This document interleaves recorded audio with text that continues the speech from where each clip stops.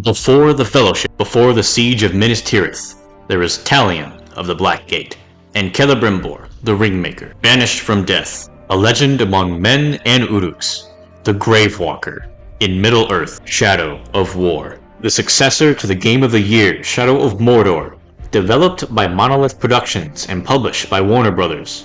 Shadow of War was an incredibly hyped game before it was released. The marketing and trailers were all over gaming, and I pre-ordered after I watched the gameplay premiere. I still have the silver case and the Celebrimbor hammer in its box, and just now I realized that it was a bottle opener. Worth it. However, with success comes lies, deception, greed, a spell of trickery. In this video, I'm going over one of my favorite and at the same time most disappointing action games based in the world of Lord of the Rings. After witnessing his wife and son's murder and being banished from death, Talion of Gondor sets out for revenge with the help of Celebrimbor, who took him as essentially his vessel for, as luck would have it, also revenge against Sauron, slaughtering Uruks along the way and battling the most dangerous captains and war chiefs. Realizing that they are no match for Sauron, he and Celebrimbor see to Mount Doom to craft the new ring. A ring of power. With Celebrimbor's new ring in possession, they can now forge an army to rival Sauron and defeat him once and for all. This is where Shadow of War begins.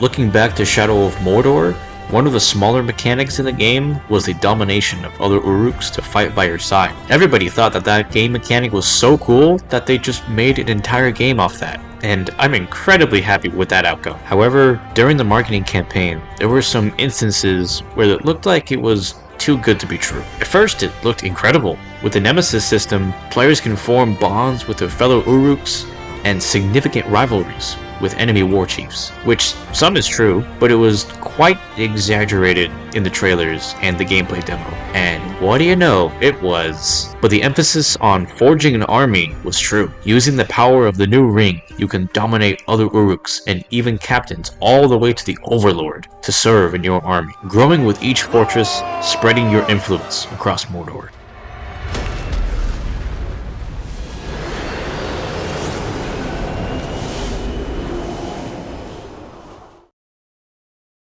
Talion's journey takes him not just to Minas Ithil, but to a wide variety of environments. Lush forests of Nurnen, snowy mountains of Saragast, and even the foot of Mount Doom, Golgoroth, all the while slaughtering Uruks. But it's not just the orcs that you need to worry about. The terrifying Nazgul constantly taunt Talion into joining their ranks. Serving as Sauron's loyal servants, once great kings of men, they have been corrupted by the rings of power and now exist as shadowy phantoms bound to the will of the Dark Lord.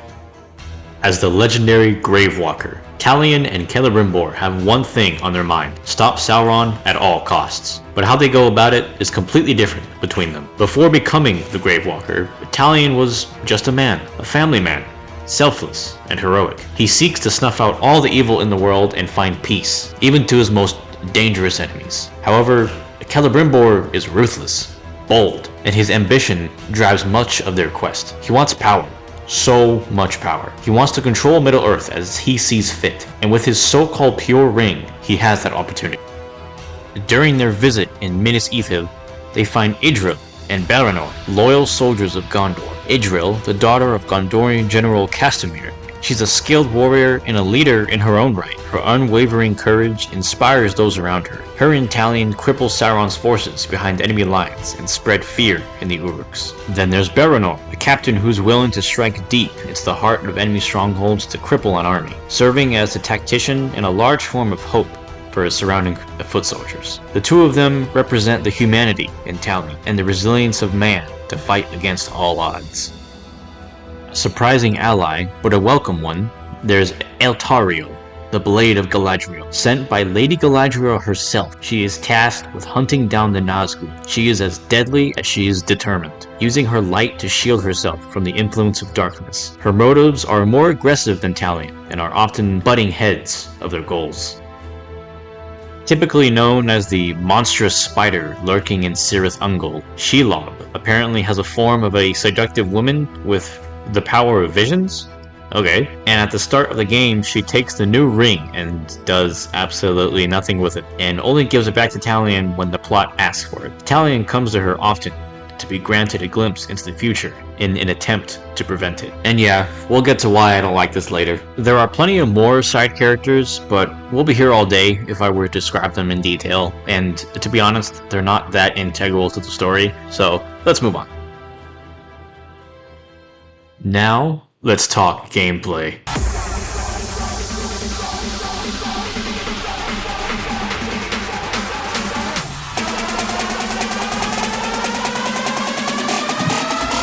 This is where the fun begins.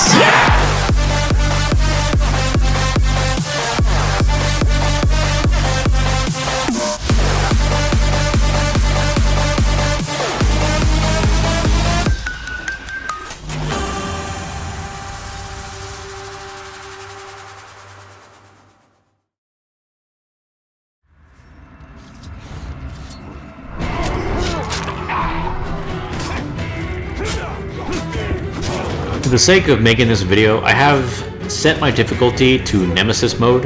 In my main playthrough, I have it on Brutal, which I do not recommend for new players at all. Anyway, similar to the Batman Arkham series, you'd think it's a series of press X to hit and press Y to counter, but it's much more than that. For starters, the Wraith abilities granted by Celebrimbor give you a lot more opportunities in combat, blending Talion's more grounded form of combat with Celebrimbor's spectral powers of the Elven Lord.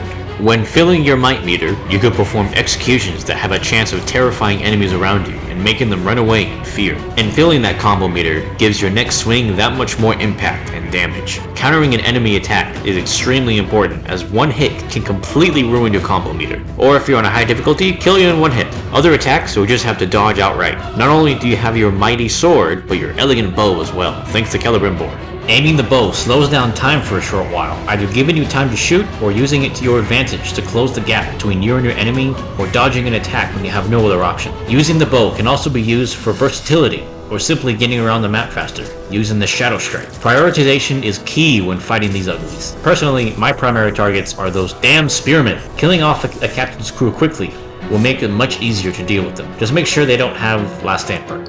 Stealth also plays another role in the sandpots. Again, prioritizing targets like the archers or Ologs first before you engage can shift the balance in a battle, and using the Wraith allows you to eliminate several enemies at once, even get the jump on an unsuspecting captain.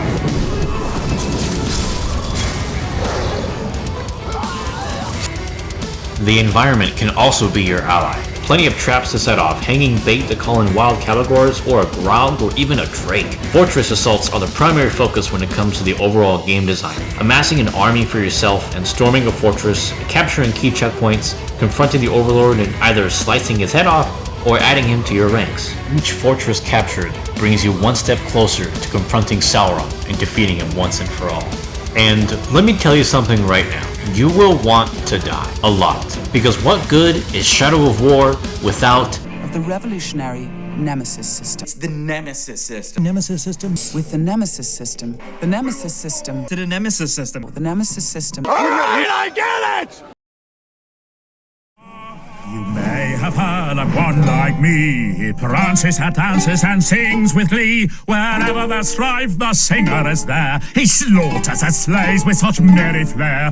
I sing this song with all my breath. Take heed, for this interlude ends with your death. as the heart of the gameplay is the notorious and revolutionary Nemesis System. With the Nemesis System, orcs aren't just the typical foot soldiers. They're not just nameless copy-paste enemies that are just there to slice and dice your way through. Each captain, war chief, and overlord has a personality, strengths to watch out for, weaknesses that you can exploit, and they remember everything, from killing one of their bodyguards, riding a beast, to simply just running away. Every orc's behavior can change within a moment. Being killed by a mere slave promotes them to captain, and you have the opportunity to seek vengeance. But be careful they don't kill you a second time, because not only will they make fun of you, they could also get promoted to war chief or even overlord. Every encounter is unique, and every captain looks different, sounds different, varying their moves depending on what you did to them or previously. If you have an Uruk as an ally, there's a chance that they can even save your life from an enemy about to kill you. Captains have a chance to also cheat death. Even if you've decapitated them, they can come back and seek vengeance or swear their loyalty. Oftentimes, you'll be ambushed by one or more captains, hunting you down, sometimes capturing one of your own, other times being sent by the Overlord themselves to give you a message. If there's one word that I can use to describe the Nemesis system, it is unpredictable. But that's the fun in it. Not expecting an ambush when you're killing a captain, being killed by someone that you didn't expect. A captain cheating death over and over and over again. Blood brothers seeking revenge. Some captains ambushing you when you are riding a Karagor. The Nemesis system is so rich and deep that I'll be here for hours if I were to explain everything. Yes!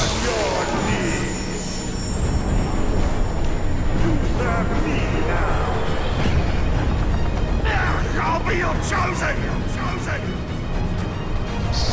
For the bright Lord! I fight!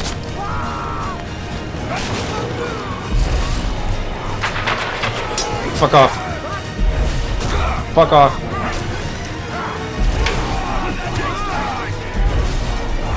Fuck off.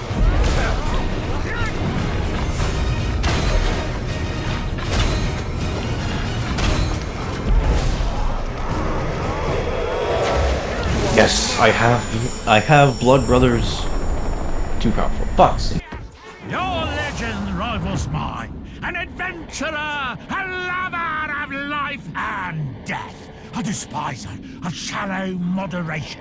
This, my friend, is the beginning of a wondrous journey. Every captain is given a tribe to represent, each with unique appearances, weapons, abilities, and personalities. The machine tribe is more industrial. Most are given a hook to pull in its targets. Marauders are the classy and rich folk, the kind of orcs. Their shiny armor and fan-favorite personalities make for fine-looking followers. Mystics cast deadly spells to get in close without warning. The Dark Tribe uses their deadly dual daggers to deal quick and decisive strikes. Ferals are ruthless and pounce on their enemies. If they jump on you, you might as well put down your controller. There's more than just these, but I'll let you discover them for yourself, including the 2 DLC factions. Each Overlord, depending on their tribe, will change the design and style of their respective fortress, and the entire map itself, emphasizing their influence across their land. With every captain you kill, they drop loot, weapons, armor, and upgrades for yourself. Depending on the rating of the captain and the way you kill them, they will drop specific gear, so you can essentially manipulate the loot system and get exactly what you want if you try hard enough. A huge variety of gear with all kinds of stats that can give you an edge on a challenging captain. Using the gear for long enough and completing the given challenge allows you to upgrade it and increase its effectiveness, creating certain builds to favor your personal playstyles. But this loot system wasn't always like this. You see, I played this game day 1, so new players have no idea about the market. During the time of release of Shadow of War, loot boxes and pay-to-win mechanics were very popular, so Warner Brothers couldn't resist adding that garbage into Shadow of War. Using your mom's credit card, you can purchase a handful of randomized orcs and loot varying in rarities. You can also earn what? You don't earn them, you fucking buy them. Anyway, you can purchase what's called orders to upgrade your own orc captains and give them a fire weapon, give them a Karagor to ride on, or even promoting them to legendary status, giving them an immediate advantage without the need to put in any effort. This was terrible for a multitude of reasons. One being the entire premise of the Nemesis system was to have personal bonds with captains, developing relationships and rivalries. With this market, players can just buy their way to victory and completely skip the idea of the Nemesis system entirely. Also, loot boxes are literally gambling, so over a year after the game's release, they did finally completely remove them, but the damage was already done. Shamefully, I did purchase a few of these, but I was like 16 and was using my birthday money or something, I don't remember.